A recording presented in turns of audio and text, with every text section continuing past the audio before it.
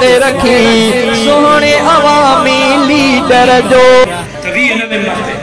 शिकारपुर में इंशाअल्लाह पैगाम जमीयत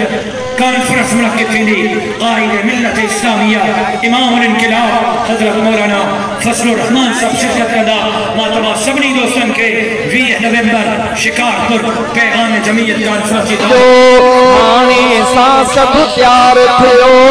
प्यार सफ़ा निर्वार थियो हाणे सां सभु प्यार थियो प्यार सफ़ा निर्वार थियो बातिल जो जीअं ह्यां जले